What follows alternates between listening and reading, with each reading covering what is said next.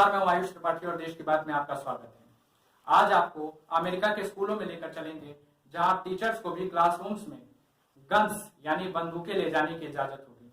America के 2 राज्य Ohio और लुजियाना में एक कानून लाने की तैयारी चल रही है, जिसके तहत वहां के स्कूलों में पढ़ाने वाले टीचर्स को अब अपने पास बंदूकें और बंदूक रखने का अधिकार होगा। और इस दौरान अगर किसी स्कूल में मास शूटिंग की कोई घटना होती है तो ये टीचर्स अपने बंदूकों से अपराधियों का मुकाबला करेंगे। यानी अब अमेरिका के स्कूलों में बच्चे बंदूक के साए में बुक्स पढ़ेंगे।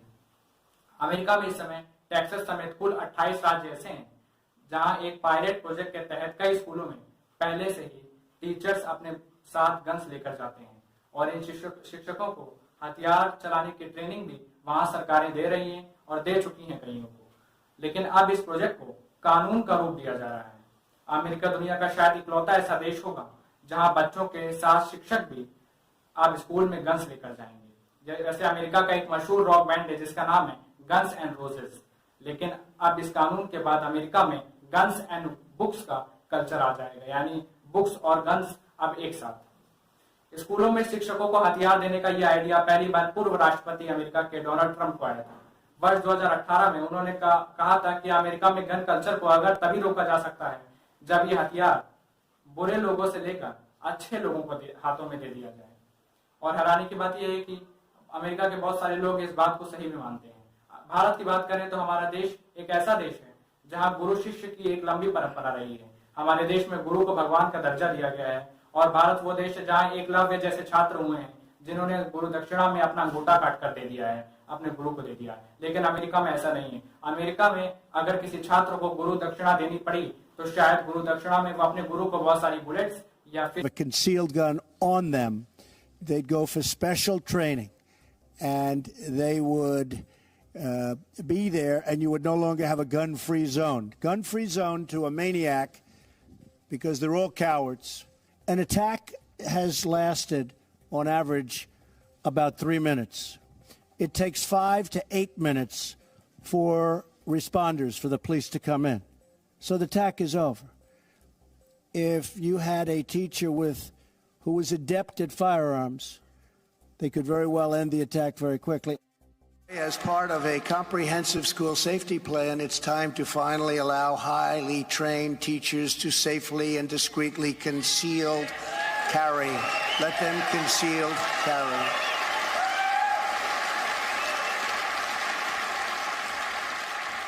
And again, they have to be able to handle it. They have to be highly trained, all of those things, but let them do that. It would be so much better and so much more effective, even from a cost standpoint.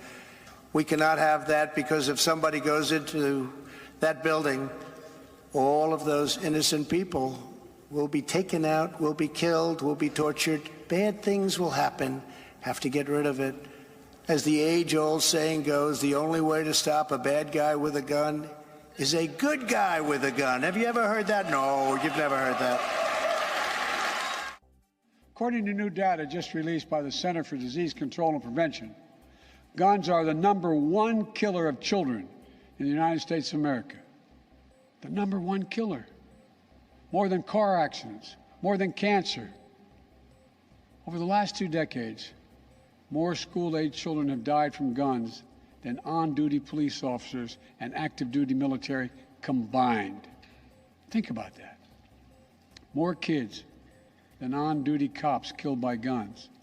More kids than soldiers killed by guns. For God's sake, how much more carnage are we willing to accept? How many more innocent American lives must be taken before we say enough?